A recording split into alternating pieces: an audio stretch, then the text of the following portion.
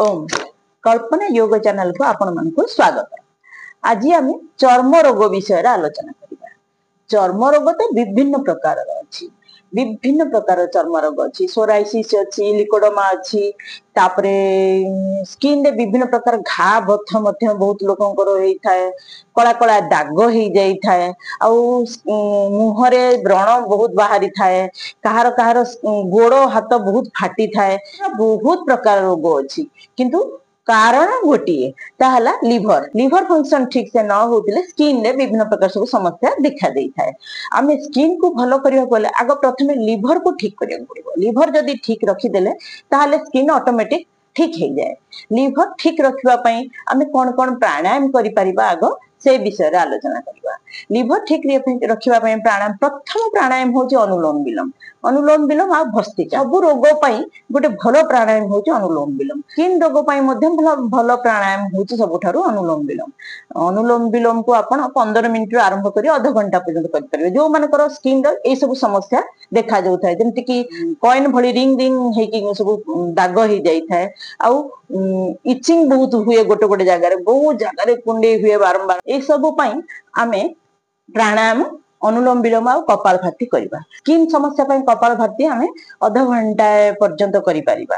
रोग पई अधिक दरकार हिताय कपालभाति सेते बेले आपण गोटे सेकेंड रे 2 स्ट्रोक बा 3 स्ट्रोक देबे। थकी गले 5 मिनिट गोटे स्ट्रोक रो करिवे, गोटे कपालभाति गोटे मिनिट दे गोटे स्ट्रोक। से वीडियोटा मु परे आउ थरे देई देबी कपालभाति रो वीडियोटा केमती आपण करिवे। परे आसंतु जानिबा घरोई उपचार। स्किन पई आमे कोन घरोई उपचार करि पारि। प्रतिदिन गाधेबार 1 घंटा पूर्व कंचा हलदी लिंब पत्र को बाटी सेथिरे एलोवेरा और गोमूत्र अर्क मिसाई लगाई गाधेबा। बॉडी डिटॉक्स स्किन माध्यम रे मध्यम करि थाए। तेणु स्किन को सफा रखिबा पे प्रत्येक दिन भलो से गाधेबा दरकार आ नडिया तेल मालिश करबा दरकार। स्किन रे जदी कोठी किछि प्रॉब्लम थाए, कुंडिया बा जादू किछि भी समस्या बा सोराइसिस बा जो दाना दाना बाहर थाए गोल गोल, ए सब थिरा आपण एलोवेरा जेल लगे परिबे, तेल मालिश प्रत्येक दिन करि परिबे। तापरे भलो से गाधेबा को निहाती जरूरी। स्किन रे जमान का समस्या थाए प्रत्येक दिन भलो भाबरे गाधेबा दरकार, तेल लगेबा दरकार, न एलोवेरा जेल दरकार लगेबा दरकार, आउ गोधन अर्क मध्य प्रत्येक दिन पीबा दरकार। गोधन अर्क पीले स्किन रोग पई बहुत भलो काम केना लिभर हमको सफा रखिबा थाए। मक्का जानिचंती आपण, मक्का जो आमे खांती सेई मक्का रो जो चूळ गुडा बाहरे, सेई चूळ को जदी किछि रखी कि सुखै कि आमे ताको फुटै कि पानी पी दबा आधा करी कि, ताहले से लिभर डिटॉक्स पई बहुत भलो काम करि थाए।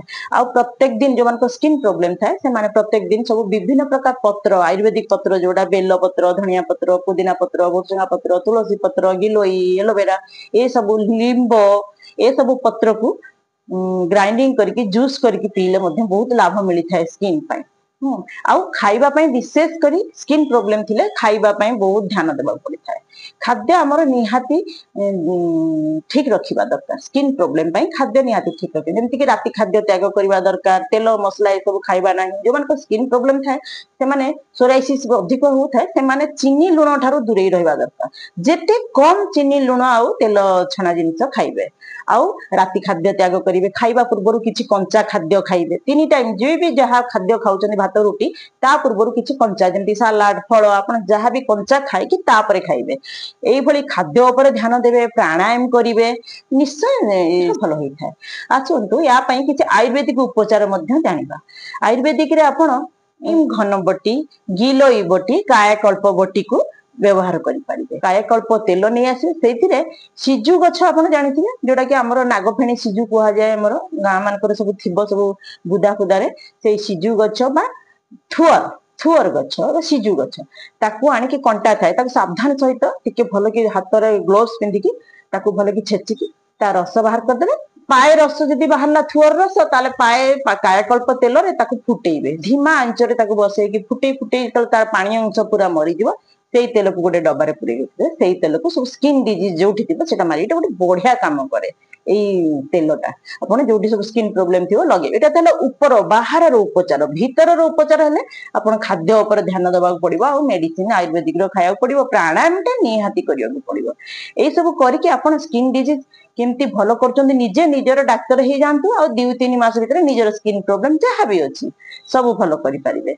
आ ए वीडियोटी आपण को जदी भलो लागिला लाइक शेयर सब्सक्राइब निश्चय करिवे।